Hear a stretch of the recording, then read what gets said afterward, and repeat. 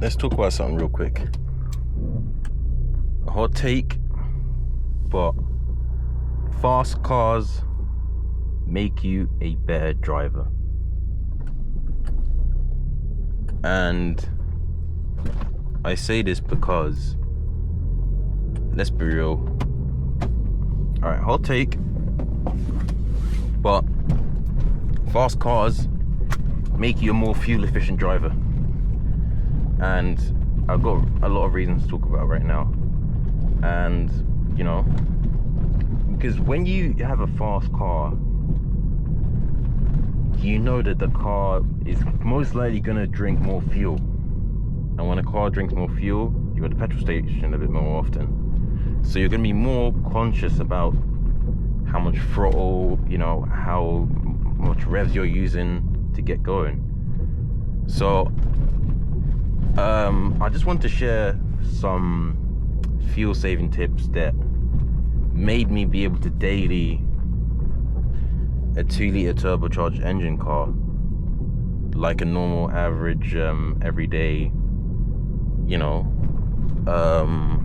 hatchback car that would probably still way better miles per gallon than I'd get, but would be able to make me drive it, you know, normally, to the point that I don't really care about all that. Now the first tip I got is anticipation of the road ahead. I'm coming up to red light right now. I'm gonna do something called engine braking. Now when I engine brake, it, funny enough, allows me to use 0 fuel. I just recently discovered this. I didn't know this was actually a thing. I just looked into it a bit more. I didn't want to know why everyone kept talking about engine braking. And it's just way more efficient than pressing the brake pedal. Like, you might as well just let off the throttle like in a bit more time than you would normally, so that you can give your car the chance to brake by itself without you pressing the brake pedal. And if you can do that without coming to a stop, you can actually save more fuel. Because when you come to a stop, you have to use more, the car requires more energy and more force to get you going again, which is going to burn more fuel. The second one I want to talk about is the air conditioning. You know, it's getting quite, as we're approaching summer, it is getting quite hot right now. It's apparently 12 degrees. It probably is a bit hotter than that, to be honest. I don't know. You know, having the air conditioning on is one of the most, after your driving habits, I'd say air conditioning is the one that saps your fuel the most, because it requires, it runs I think it's a generator, correct me if I'm wrong, and that generator is probably running on fuel. You'll notice that when you turn your car off and you run the air conditioning, it's not as cold anymore. So it must be running on some sort of generator, and that generator is probably running on some sort of fuel. Do you get it?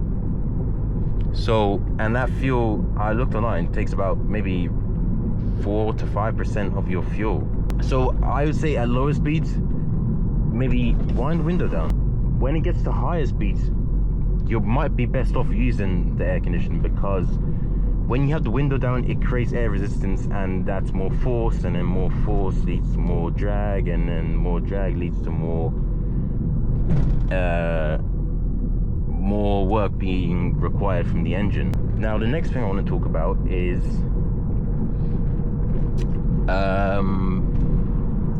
your tire pressures. Funny enough, I ran some tests.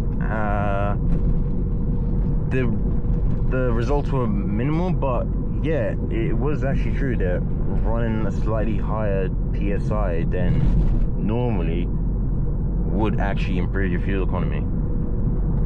And by running a slightly higher PSI than normal, you basically you're creating less rolling resistance. Do you get it? And less rolling resistance means you're able to roll a bit further than normally with less effort from the engine, which obviously is saving you more fuel.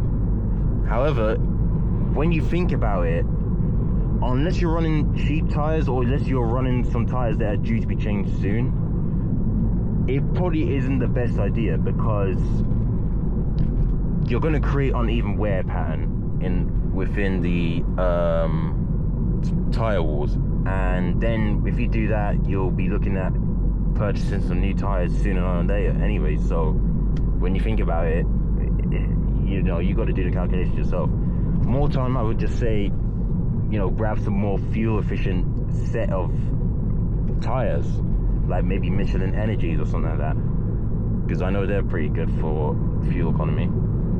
So yeah, you might as well just do that instead of increase tire pressures. But don't get me wrong, if you're running on some cheap tires, or you know, your tires are, well, they haven't really got that much life left in them, I say yeah, go for it. Increase your tire pressures more than the manufacturer recommends. Stop start. Now my car doesn't have stop start.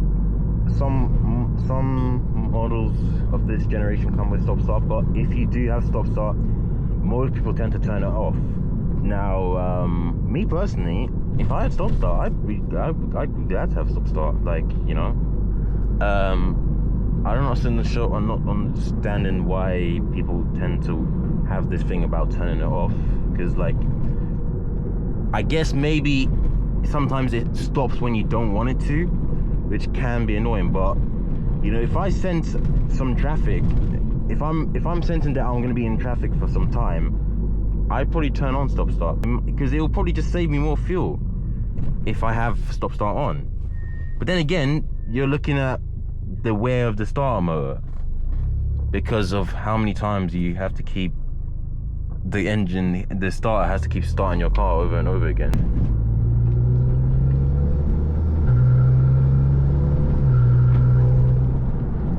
Yeah, just had to do that, a little bit of acceleration. But yeah, that is something you don't want to be doing if you're trying to save fuel.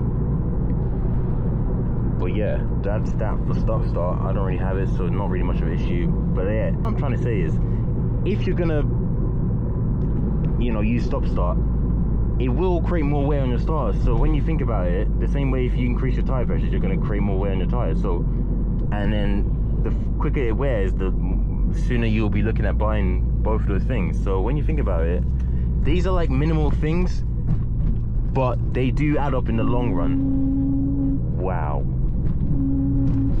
that bearing is mad, bro. It was not like that before. But yeah, that's got to be changed this Friday, hopefully.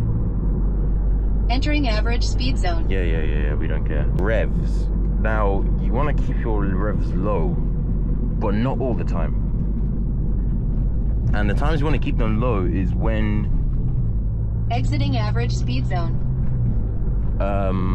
You know, you're cruising.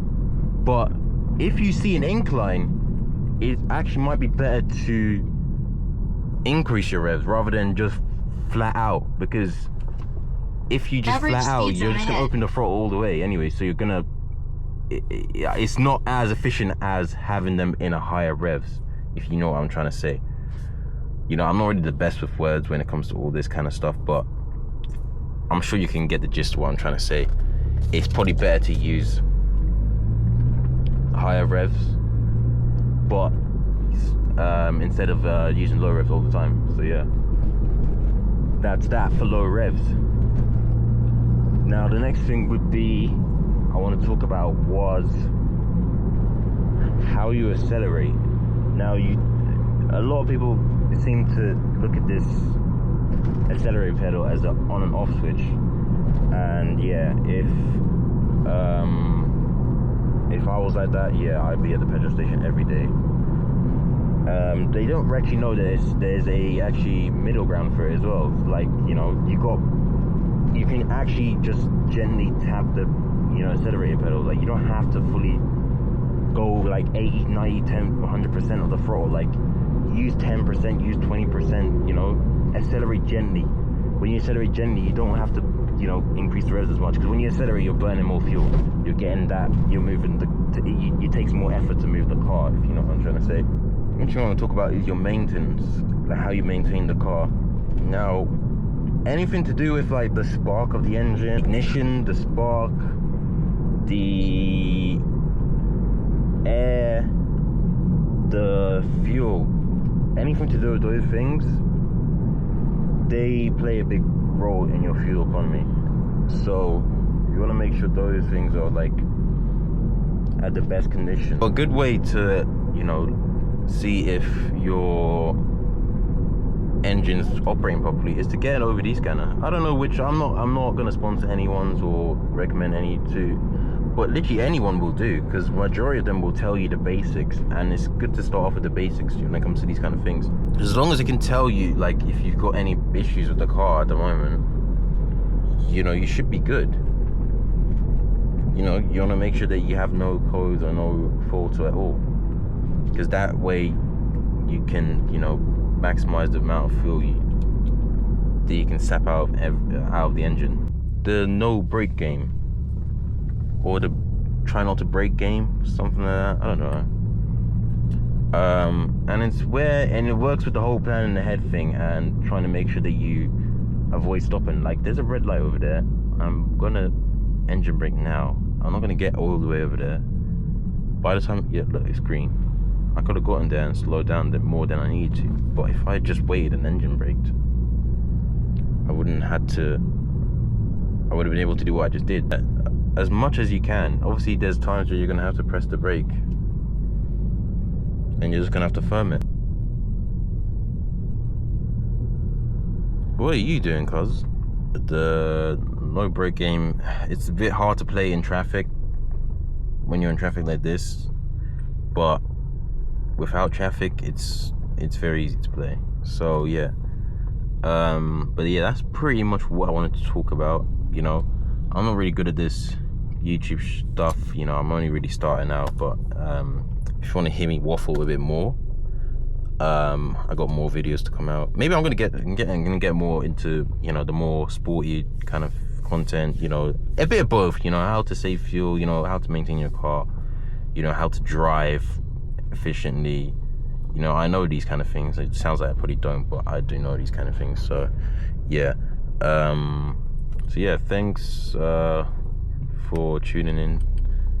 If you like this content, you know, you can do me a favor and subscribe.